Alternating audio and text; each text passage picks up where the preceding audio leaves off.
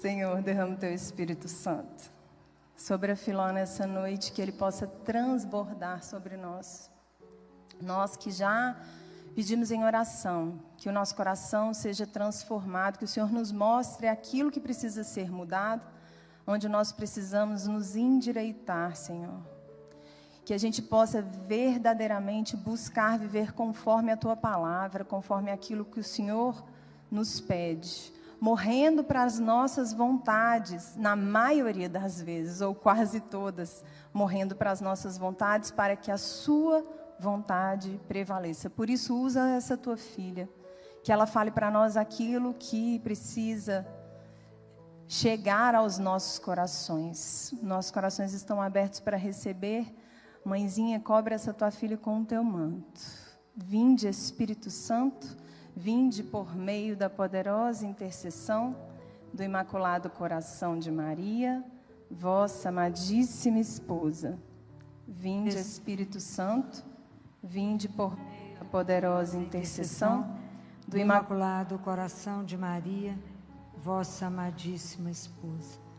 Vinde, Espírito Santo, vinde por meio da poderosa intercessão do Imaculado Coração de Maria, vossa amadíssima esposa.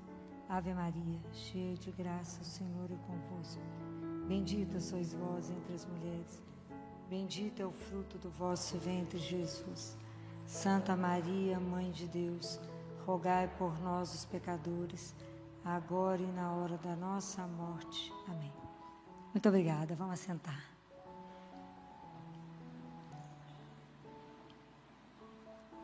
Boa noite. Se alguém tiver com a Bíblia, nós vamos ler Marcos, capítulo 4, versículo 26 a 32. E dizia: acontece com o reino de Deus o mesmo que com o homem que lançou a semente na terra. Ele dorme e acorda, de noite e de dia, mas a semente germina e cresce, sem que ele saiba como. A terra por si mesma produz fruto, primeiro a erva, depois a espiga, e por fim a espiga cheia de grãos. Quando o fruto está no ponto, imediatamente se lhe lança a foice, porque a colheita chegou. E dizia: com que compararemos o reino de Deus? Ou com que parábola apresentaremos? É como um grão de mostarda, que quando é semeado na terra, é a menor de todas as sementes da terra. Mas quando é semeado, cresce e torna-se maior que todas as hortaliças e deita grandes ramos, a tal ponto que as aves do céu se abrigam à sua sombra. Palavra da salvação. Depois que a gente escuta a palavra de Deus, a gente precisa sempre confrontar a palavra com a nossa vida. E a pergunta que surge disso aqui, tudo que a gente leu, é: qual é o diagnóstico que cada um aqui dá da sua própria vida? Fala, mas o que tem a ver isso aqui, tudo que você falou, com a nossa vida? Tudo. Hoje a gente está inserido num mundo onde a gente é atirado para eficácia, para produtividade, empurrado para o trabalho só, aonde eu tenho que sempre produzir, e eu sou avaliado pelos meus resultados. Então, hoje é um monte de número, um monte de código, um monte de senha, e muita coisa na internet, muita coisa absolutamente impessoal. E isso, a gente tem que viver numa pressa, né? A gente está sempre apressado. A gente está vivendo igual Marta, né? No Evangelho, quando Jesus fala com ela: Marta, Marta, tu te inquietas e te preocupas com muitas coisas, mas só uma te é necessária. Então, o ritmo que hoje a gente leva de vida, ela não te favorece você cultivar a vida interior, ter tempo de oração, ter tempo de refletir, ter tempo de saborear a vida. Não temos. Então, isso gerou em nós, as pessoas nunca tiveram tão adoecidas. Não existe calma. A gente vive hoje um quadro que se chama ansiedade. Estou falando mentira? As crianças estão tomando remédio para ansiedade. Você olha a mãozinha das crianças e fala, uai, está roendo unha? A mãe fala, só não chegou no pé, doutora. Que come as unhas da mão e as do pé. Uma criança viver, porque a ansiedade parece que você está dentro do seu coração num ritmo de pressa contínua, não é? Está sempre apressado, você está sempre ansioso, sempre tem algo para fazer, sempre parece que você está sempre atrasado, já acorda atrasado, fala, gente, parece que eu acordei atrasado, estou sempre devendo. E aonde tem ansiedade, há desordem.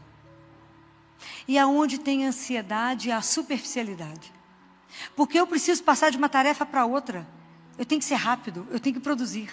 Não posso aprofundar em nada, não me faça pergunta, quer me manter, que ódio, me pergunta alguma coisa no meio de uma tarefa, eu mato. Não me interrompa, não questione, deixa eu fazer. E aí nós estamos sendo atropelados. Nós estamos vivendo uma vida numa corrida. Que as pessoas já correm o dia inteiro, dormem já quase que atrasado, correndo, acordam já correndo atrasado, e não para em nada, não saboreia em nada. E aí a gente escuta isso aqui, né? Quando Deus fala, compara, né, a nossa vida com o crescimento do reino dele, que é um crescimento silencioso, misterioso, de uma semente, de alguém que foi semeando, né? E Deus semeou em cada um de nós. E vocês podem ter certeza que Jesus, quando olha para a nossa vida, é insonsa, que a nossa vida mais parece uma água de chuchu rala. Não estou brincando, não. É isso mesmo, que a gente, assim, não tem motivação. A gente vive de pequenas euforias ali, mas não tem uma motivação que te põe de pé. Não tem uma alegria que te consome. É aquela vida mais ou menos, vivo eu falando isso com vocês. Vocês acham que Deus ia semear dessa forma em nós? Não. Jesus nos desafia para a gente poder ter sabor na vida, para ter desejo na vida, para viver com intensidade a vida. Você acha que ele fala assim, vós sois o sal da terra. Vós sois o sal. Porque tem que ter gosto, tem que ter sabor. Deus Ele não vai semear na nossa vida para deixar isso, não. Ele quer nos desafiar. Ele quer nos levar para viver uma vida que seja uma vida que seja de verdade. Ele nunca vai semear neutralidade. Jesus quer que a gente tenha prazer com a vida que Ele deu para cada um de nós. E aí, por isso que eu perguntei, qual é o diagnóstico da sua vida? Falou, eu nem sei, está um trem parado, a gente só corre o dia inteiro. As coitadas das mães estão com os meninos dentro de casa que perderam a rede de apoio. Elas não sabem se cuida da casa, se faz o trabalho home office, porque eu brinco que quem inventou o trabalho home office é um homem solteiro. E que tem uma rede de apoio invejável. Né?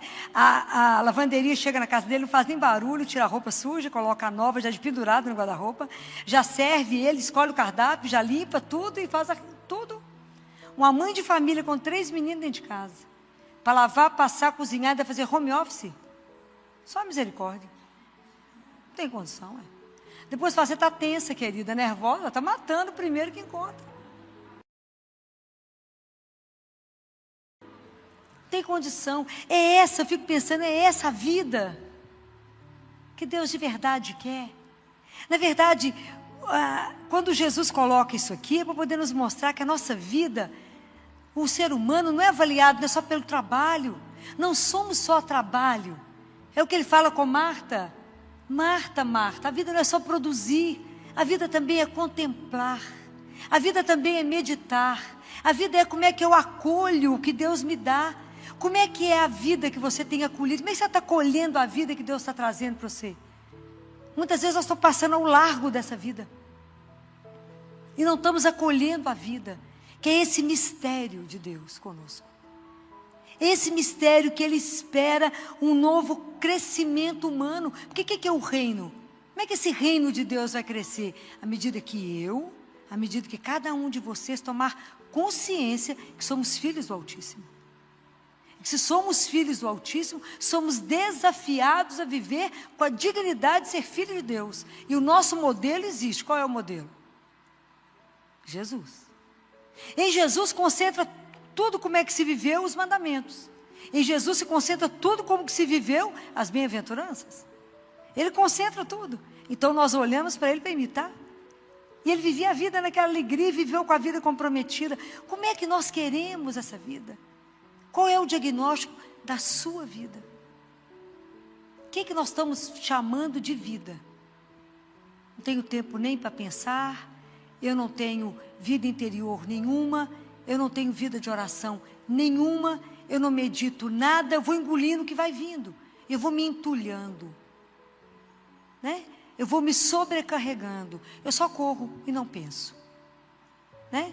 Às vezes chega uma mãe com o sapato de uma cor, outra do outro, fala, não deu tempo de ver, nem que eu estava com o sapato de cor diferente. Está errado. É preciso cuidar da vida que Deus nos trouxe, cuidando de nós e cuidando daqueles que Ele colocou ao nosso alcance. Por que não estamos semeando? Se você liga a televisão, qual que é a única coisa semeada em você? Tragédia e fatalidade, só. Então, do que você está tendo tempo de se alimentar? Do que você enche o seu coração? Como é que você vai driblar essa ansiedade? É possível? É possível de verdade viver de uma outra forma? Esse é o grande desafio. Esperar, ter o tempo da espera. Porque o nosso crescimento como cristão, como filho de Deus, não é mágico. Porque eu tenho que escutar a palavra, eu tenho que meditar a palavra, eu tenho que esperar que essa palavra me transforme, eu tenho que fazer com que essa palavra que está escrita aqui eu viva. Hoje nós escutamos no Evangelho que nós temos que amar os nossos inimigos. Olha como é que é fácil isso. Facílimo. Tão simples, né? Tarefa mais simples, né? Simples. Você olha para o irmãozinho e fala, tem que te amar, né, querido? É assim, porque Jesus pediu. Então tem que te olhar com os olhos que Ele te vê. É um desafio. Como é que eu vou me colocar em disposição para isso? Só à medida que Deus me transforma. Então como é que eu estou acolhendo essa vida que Deus me deu de presente? Então, às vezes a gente acha que todos os problemas que nos acontecem resolvem na força das minhas mãos, do meu braço. Guarda uma coisa que eu vou dizer para vocês. Grande parte dos problemas não se resolve na minha força, mas se dissolvem na medida que eu acolho a graça de Deus que chega. A gente não se faz sozinho. A gente se faz por causa de cada um que está na nossa presença. Cada um que Deus pôs no nosso caminho. Como é que a gente constrói uma criança? Porque teve um pai, uma mãe, tem uma avó, vai ter uma professora, vai ter um médico, vai ter uma babá. É tanta gente que participa até virar uma pessoa. Assim somos nós. Nós vamos nos fazendo porque é um monte de gente que vai nos ajudando na nossa caminhada. A gente não está só. Será que eu consigo receber o que há de gratuito na vida?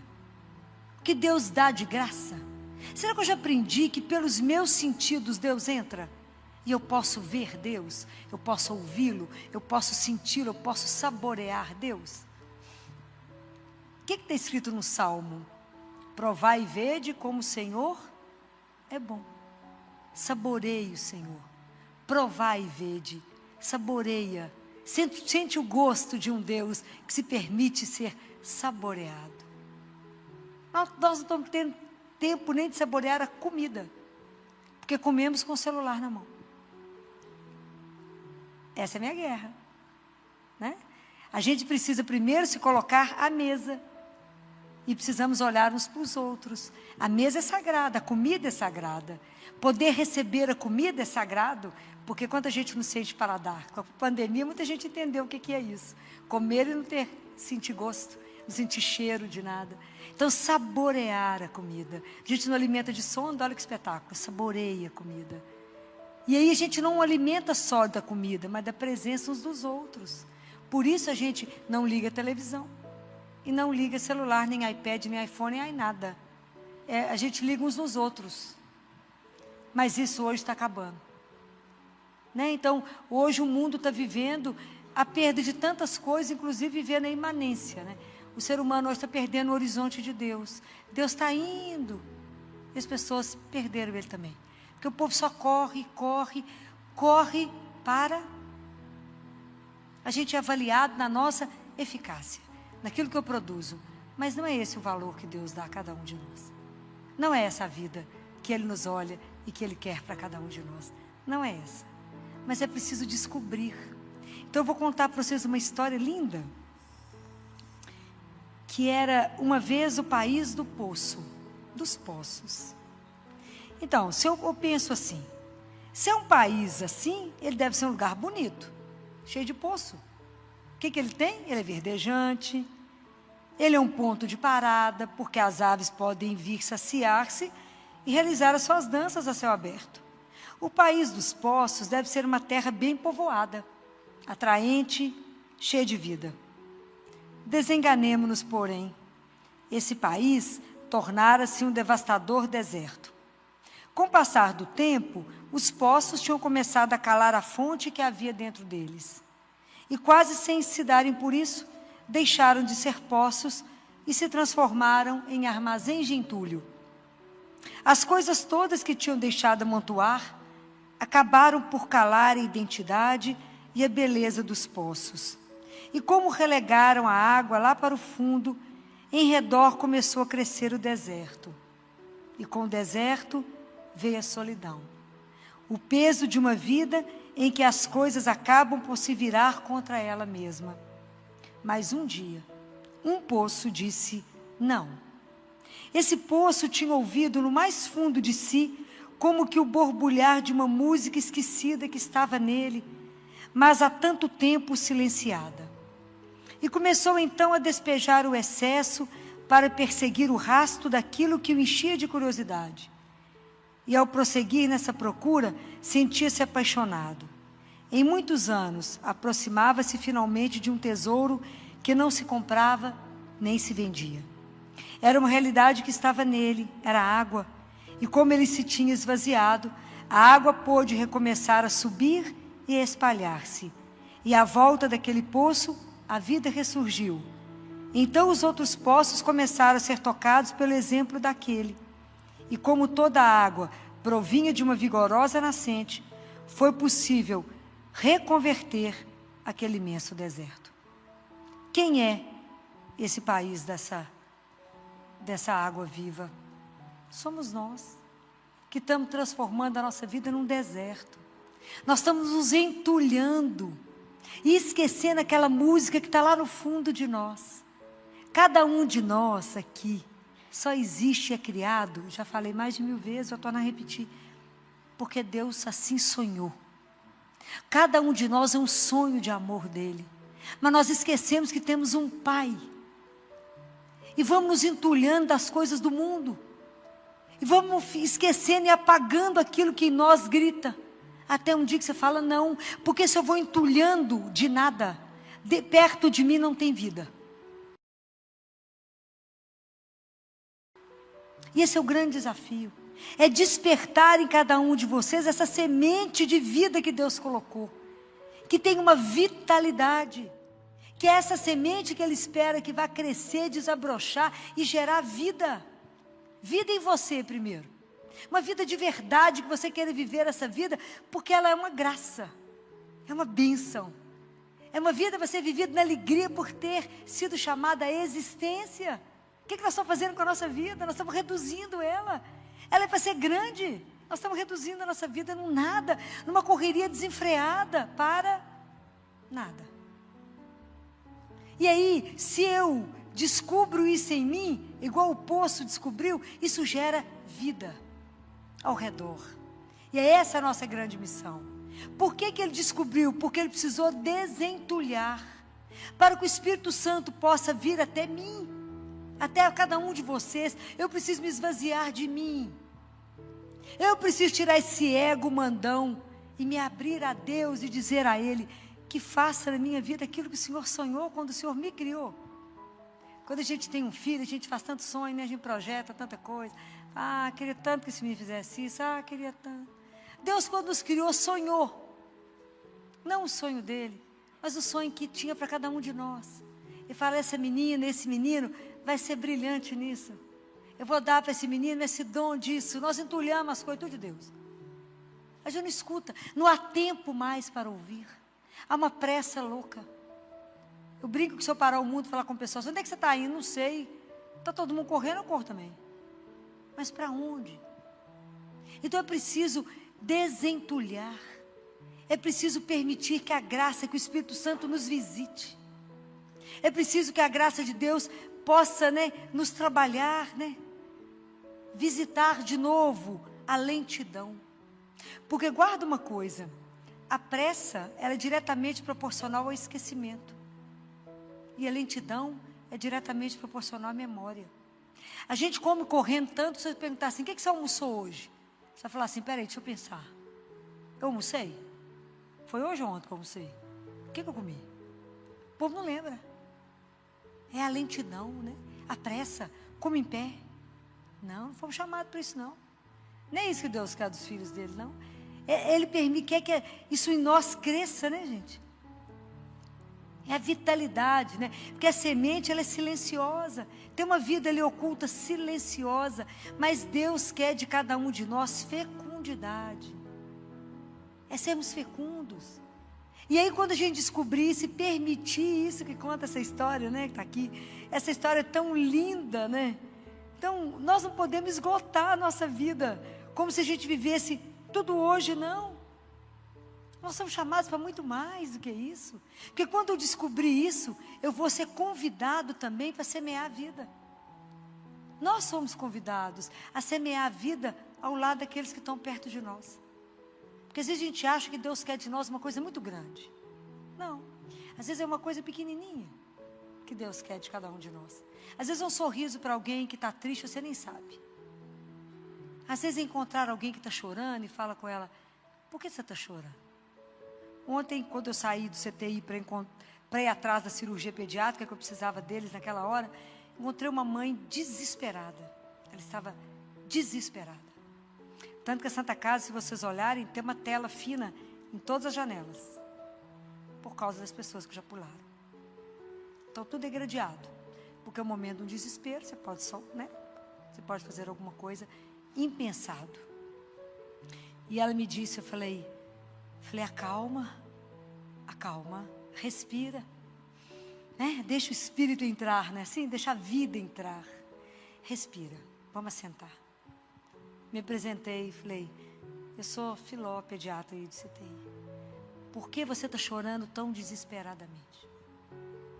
Ela tinha razão? Sim. Doutora Filó, minha filha de 3 anos que está aí, não era eu que estava cuidando dela, estava do outro lado. Ano passado ela já tirou um olho por causa de um tumor.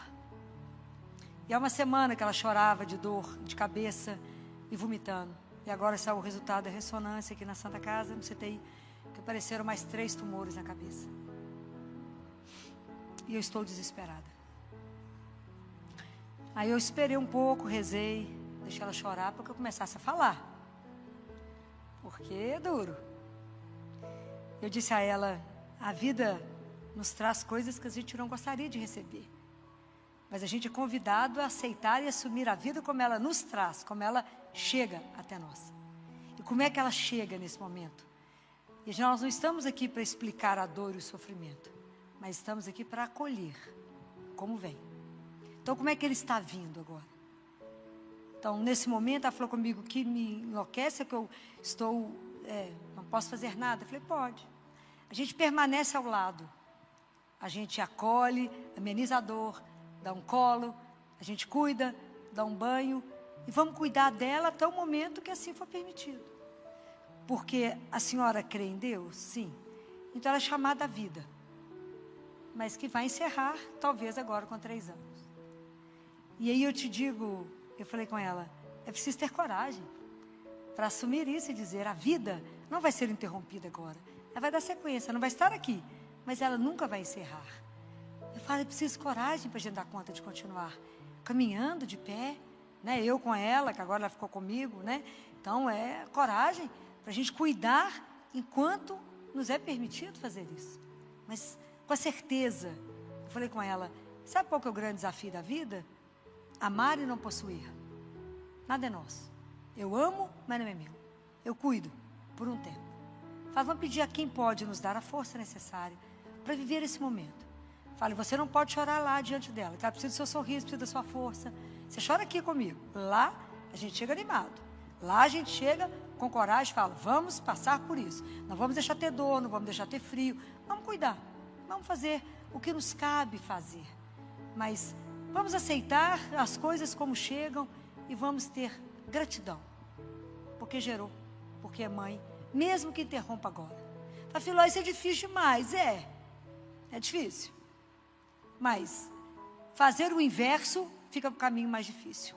Se eu caminho, mesmo na dor, com gratidão por eu ser mãe e porque eu criei 3 anos, fica mais leve meu caminho. É possível suportar. Mas se eu inverto esse caminho, ele fica mais difícil da gente caminhar com ele. Não é fácil. Mas é possível transformar isso. É possível. Porque, na verdade, eu vou sendo transformada. Nós vamos entendendo que nós vamos sendo transformados, né? Nós temos que ter coragem no nosso caminho. A gente se esvazia e fala, Senhor, me transforma para dar conta disso. Me ajuda, que o Senhor me conduza. É assim. Porque na coisa não é mágica, o nosso caminho espiritual não é fácil. Uma pessoa assim transformada, ela vai dar conta de ajudar a gerar vida em quem está perto dela. E essa é a nossa missão. A sorrir, ajudar o outro a estar de pé, a enxugar a lágrima do outro, falar, vamos tomar um café e vamos voltar. Não podemos ficar fora, tem que estar do lado. É assim, é com coragem que a gente enfrenta, sabendo que a gente nunca caminha sozinho. Porque Jesus disse, eis que estarei convosco todos os dias. E é isso, né? Domingo meu neto teve uma atitude tão linda, encantadora. Uma criança de 4 anos. Enquanto a gente almoçava, e já tinha almoçado, e ele fica desesperado para a gente acabar, porque ele quer comer as delícias, como diz ele, né? Casa de vó. E aí ele chegou na varanda, subiu, e aí chamou o pai e a mãe, mas ele tinha que ir lá naquela hora. Depois nos chamou. E falou, tinha um irmão de rua sentado do outro lado. E ele falou, vovó, aquele moço, ele não almoçou ainda. Ele está com fome. Tem que levar o almoço lá para ele. Eu fiquei tão encantado com a sensibilidade de ver alguém lá do outro lado da rua, que estava lá se drogando, e perceber que aquele moço tinha fome. Talvez nem fosse só de comida, mas de atenção, de cuidado. E chegou perto da nossa cozinheira e falou, ô Leivinha, arruma a marmita para o moço lá embaixo, que ele está com fome, ele não almoçou ainda. E não deu sossego, enquanto nós descemos todo mundo para poder entregar a comida e algo para ele tomar, porque ele podia estar com sede também, vovó. Então, essa é a pureza, né? Que consegue perceber a necessidade, às vezes, do outro. E é isso que nós somos convidados. À medida que a vida vai sendo transformada em nós, à medida que eu percebo que eu nasci para algo maior, que eu não posso permitir que a vida me leve nesse estresse. Então, mas Filó, mas como é que eu vou dominar essa ansiedade? Eu já falei com vocês mais de uma vez de Teresa de Ávila. Teresa de Ávila era uma santa muito bem-humorada. E ela ia rezar, falava com Jesus assim, Jesus, hoje a louca da casa está solta, o senhor está sabendo que tem uma louca?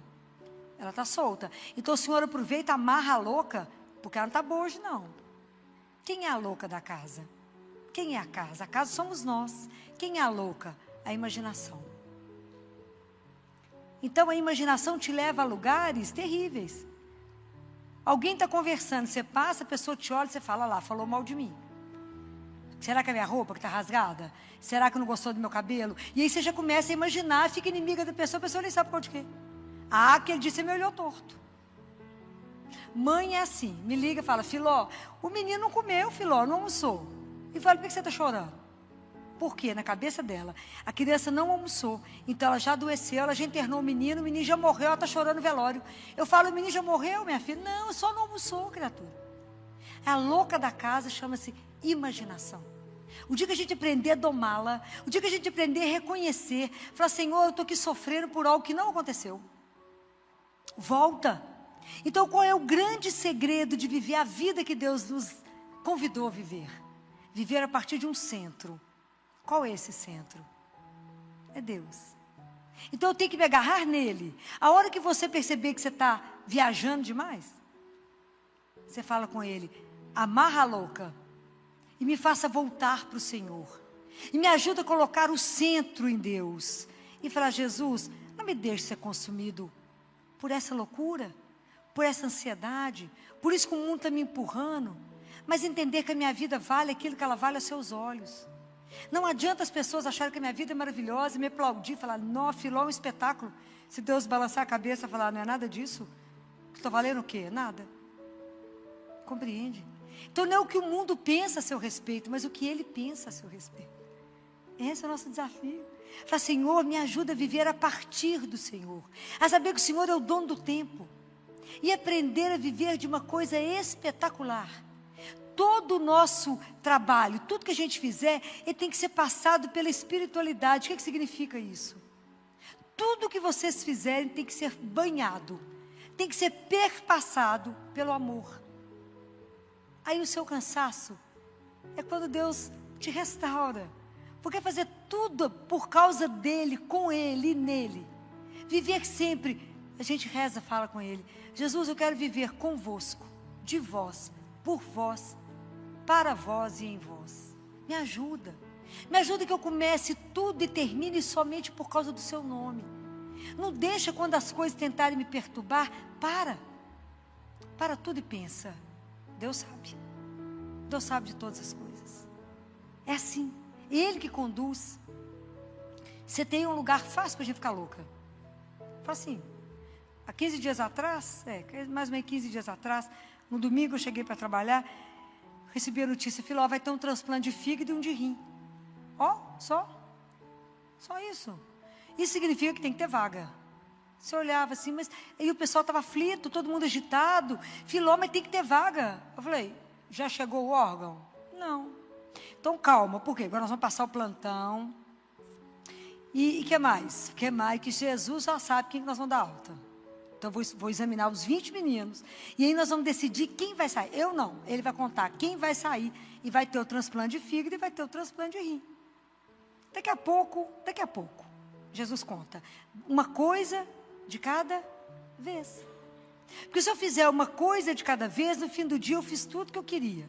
Se eu fizer 3 coisas ao mesmo tempo, eu não vou fazer nada direito. Ok?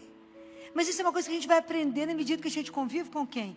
Com Ele, que é o dono de tudo, que é o Senhor de todas as coisas, que é o Senhor do tempo, que conhece tudo. O dia que a gente aprender a caminhar na presença de Deus, caminhar com Ele, sentir também o coração dEle batendo. O dia que você sentir que mesmo na loucura do mundo, você pode fechar seus olhos, que Ele te dá a mão e te conduz, a nossa ansiedade diminui. A nossa loucura diminui. Porque numa hora dessa, a gente fica mal acostumado, o pessoal fala: Filó, você não vai estressar? Eu falei: não, Jesus sabe, que é aonde que vão parar os meninos. Filó, não tem como isolar os meninos, porque tem Covid aí dentro, menino de leucemia. Eu falei: vocês relaxem, gente, Jesus sabe de tudo. Por que vocês estão estressados? Daqui a pouco nós vamos saber onde nós vamos pôr cada menino. E assim foi feito. Ele sabia exatamente quem podia sair, como que organizou. Tudo foi milimetricamente organizado. Por quem? Não por mim, por Ele. Mas se você cala, se você silencia, se você entrar na loucura do povo, você fica louco, todo mundo corre e não resolve nada.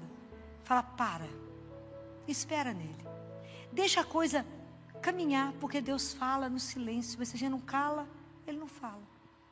Então esse é o grande segredo. Hoje o grande desafio, 3 desafios que fomos chamados, né?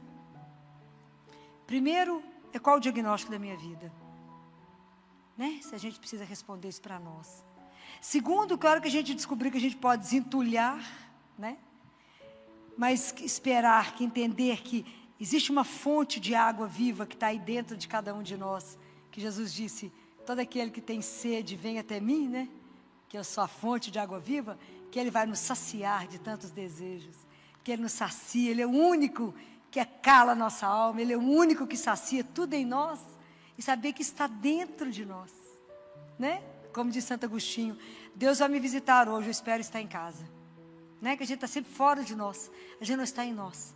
E saber que tudo a gente vive, que nós somos desafiados a viver uma vida intensa, uma vida de sabor, uma vida com alegria, uma vida que não tem neutralidade, mas uma vida na presença, centrado em Deus.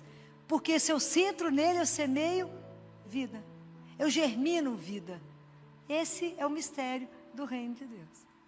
Porque à medida que Ele vai fazendo com que eu descubra isso, com que você descubra se o meu pedacinho está melhor, o reino aqui já nasceu. Se aqui, o reino aí já nasceu. Essa é a grande proposta de Deus para nós. Nos libertar do mal, nos libertar do pecado, fazer com que a gente não seja prisioneiro de nada, mas que a gente seja ser humano livre. Livre porque fomos feitos livres pelo amor dele. Livre para voar por tantas coisas que Deus tem para cada um de nós. Às vezes nossa vidinha está fechada mediocremente, e ele fala: minha filha, me dá a mão. Você vai alçar voo comigo, você não sabe para onde você vai. É sem medo, é entregar-se na mão de Deus e deixar Deus fazer com que essa semente que Ele te germinou, que Ele semeou o seu coração, desabroche. Não impeça que essa semente lance raiz. Não impeça que essa árvore cresça e dê fruto. Deixa Deus fazer da sua vida aquilo que Ele sonhou. Vocês vão ficar impressionados com o projeto que Ele tem para a sua vida. Não dê regras para Deus. Abra, deixa o Espírito Santo fazer o que Ele quiser da sua vida. Deixa o Espírito Santo te varrer. Abra as portas, as janelas, convide Ele e fala: vem fazer uma faxina. Tira de mim aquilo que me entulha. Tira de mim aquilo que estão roubando a vida que Deus colocou em mim. Tira de mim, Senhor, essa vontade de viver assim, a vida, vou levantar. Não, levante amanhã ou vai para casa agora com alegria, pise com firmeza. Há um Deus que nos conduz, que te carrega, te conduz, que te leva para onde? Para o melhor. Deixa Deus ser Deus na sua vida. Deixa Deus te levar para onde Ele sonhou. Desabroche, faça o reino de Deus nascer nesse mundo tão seco, nesse mundo tão árido, nesse mundo tão sem Deus, com as pessoas tão sofridas. O mundo nunca teve tão ruim, tão sofrido, porque as pessoas abandonaram Deus. E aí elas estão vivendo o pior. Com Deus a gente vive melhor. Esse é o segredo. Aprenda, coloque amor amanhã em tudo que você fizer. Desde o bolo, desde uma casa que você limpar, desde o seu trabalho fora, com quem você encontrar. Lembra só de uma coisa: qual a dívida que a gente tem uns com os outros? Está escrito na palavra de Deus.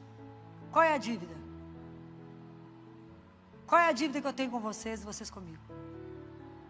A dívida de amor. As pessoas que encontram conosco não podem sair piores do que chegaram.